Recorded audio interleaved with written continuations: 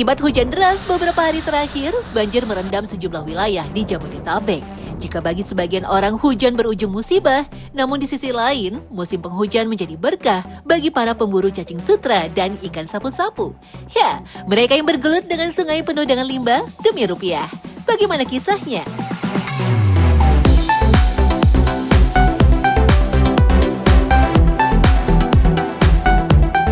Seperti Dolai dan Sartim, warga asli Cinere Depok ini tercatat sudah 20 tahun lebih menggantungkan hidupnya dengan mencari ikan sapu-sapu.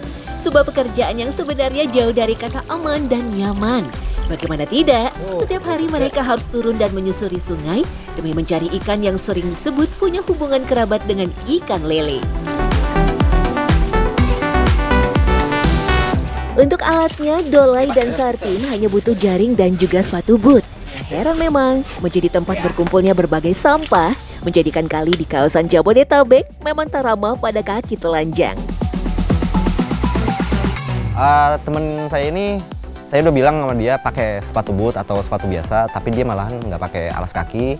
Dan kondisi kalinya ini emang bener-bener banyak bebatuan sama bekas pecahan beling kayak gitu. Dia nekat, ternyata pas lagi jalan keseret kayak gitu, robek kakinya. Meski tidak mencari ikan dengan cara memancing, umpan tetap mereka siapkan agar ikan nantinya berkumpul di satu titik. Maklum saja, ikan sapu-sapu tergolong rakus, terutama di pagi buta dan sore menjelang malam hari. Setelah umpan ditebar, mata mereka pun harus awas terhadap setiap gerakan di dalam air. Jika beruntung, mereka akan mendapati kondisi sungai yang terbilang jernih dan memudahkan untuk melacak ikan sapu-sapu. Kalau kondisi airnya agak sedikit jernih, nggak keruh, dia pasti terlihat sih.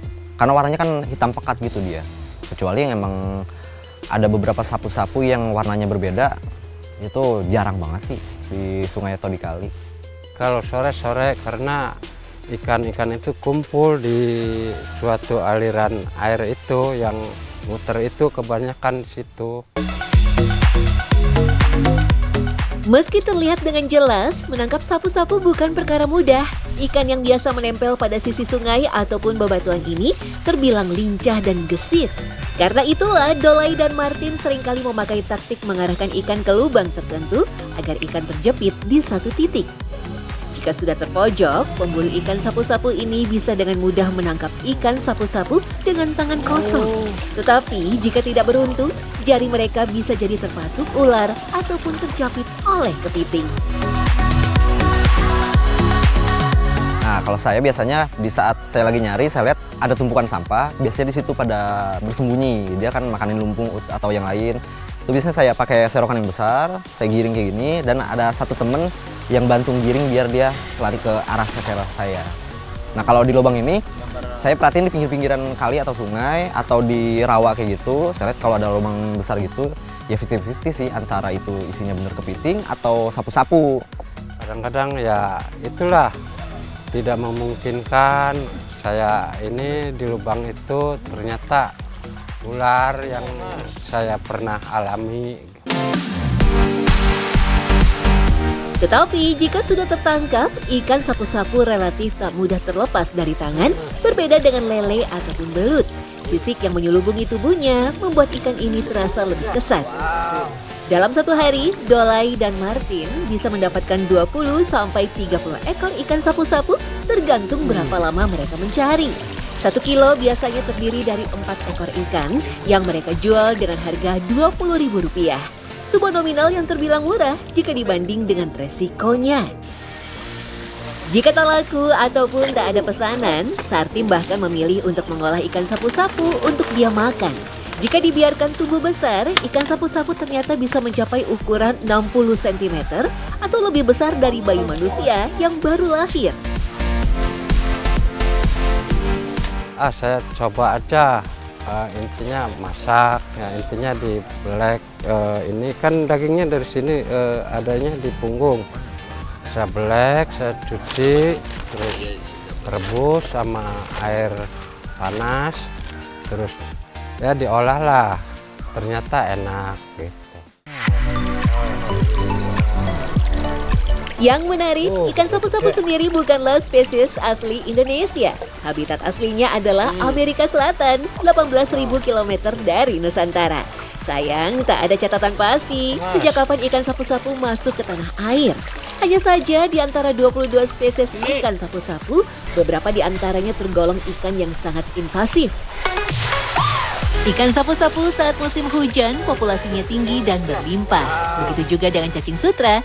Para pemburu cacing sutra pun cukup mudah mendapatkan cacing yang biasa digunakan untuk pakan ikan hias. Hewan kecil halus ini diburu karena tinggi protein yang sangat baik untuk warna dan tumbuh kembang ikan hias. Tak hanya itu saja, cacing sutra bisa membuat ikan lebih aktif dan sehat. Pantas saja ada profesi khusus pencari cacing sutra loh. Di kawasan bantaran Sungai Cisadane, Karawaci, Kota Tangerang, dikenal dengan sebutan Kampung Cacing. Pemberian nama Kampung Cacing bukan tanpa sebab, lantaran hampir sebagian dari warganya berprofesi sebagai pencari cacing sutra. Ya, dari 100 kepala keluarga, setidaknya 50 kepala keluarga menggantungkan hidupnya dengan berburu cacing. Kawasan permukiman yang mayoritas dihuni oleh warga pendatang dari Lampung, Indramayu, hingga Brebes ini setiap harinya berlomba mencari cacing sutra. Ya dulu sih ada, ya nggak begitu banyak. Akhirnya kan kita ikut ya lumayan juga. Ya akhirnya kan kita daripada nganggur ya walaupun kita ada kendala ini itu juga kan kita gimana lagi napain anak istri. Akhirnya kita lama-lamaan kita kebiasaan malah jadi betah. Dono sudah 20 tahun terjun berburu cacing sutra. Dengan menggunakan perahu kayu, pria Parubaya ini mulai menyisir area sungai pada pagi hari. Karena cacing sutra hidup di suhu dingin antara 12 hingga 17 derajat Celcius. Semakin pagi, semakin banyak cacing sutranya. Cacing sutra hidup dalam tumpukan sisa limbah organik atau sungai berlumpur seperti endapan Sungai Cisadane. Dan biasanya berada di pinggiran sungai. Ternyata tak semudah itu mencarinya. Kendalanya arus sungai deras sehingga cacing terbawa arus. Terlebih Sungai Cisadane punya kedalaman belasan meter. Begitu pula ketika air keruh, tidak semuanya mulus. Mereka harus waspada dengan ancaman limbah kaca, bahkan ular dan buaya. Ya habis kita mau usaha apa lagi, kita kan udah biasa begini. Sekarang makan kita cari kerjaan juga susah. Apalagi kayak kita orang udah tua atau gimana. Kalau kayak ini kan bebas. Kita mau nyari jam berapa, mau pulang jam berapa, kan kita kan nggak ada yang istilahnya nggak ada yang marahin. Jika permintaan melonjak, cacing sutra dikirim ke luar kota seperti Lampung, Pandeglang, Cilegon, dan Surabaya. Namun tak jarang juga hasil yang didapat sedikit. Dalam satu kali pencarian, butuh waktu sekitar 3-4 jam untuk mendapatkan satu karung limbah endapan. Biasanya dari satu karung, jumlah cacing yang terkumpul dan layak dijual hanya sekitar 4-5 gayung saja.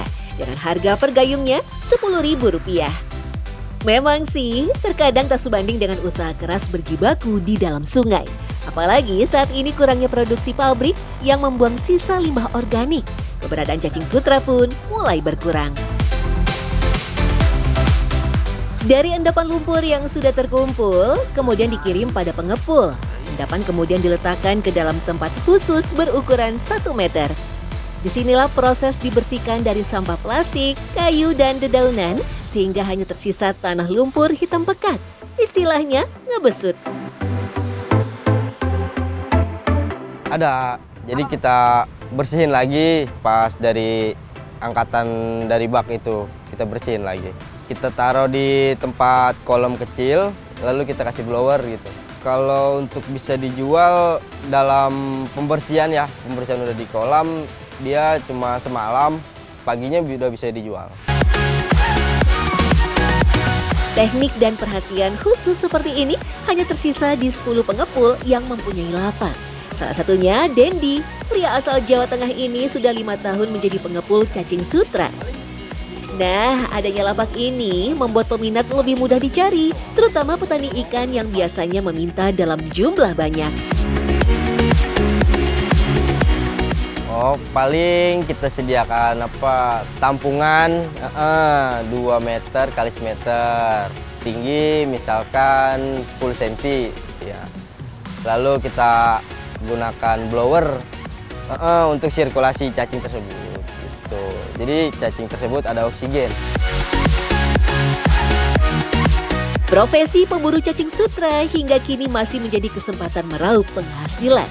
Apalagi kandungan gizi cacing sutra sebagai primadona untuk pakan ikan juga belut, bahkan berguna dalam pembuatan obat-obatan dan berbagai produk kecantikan.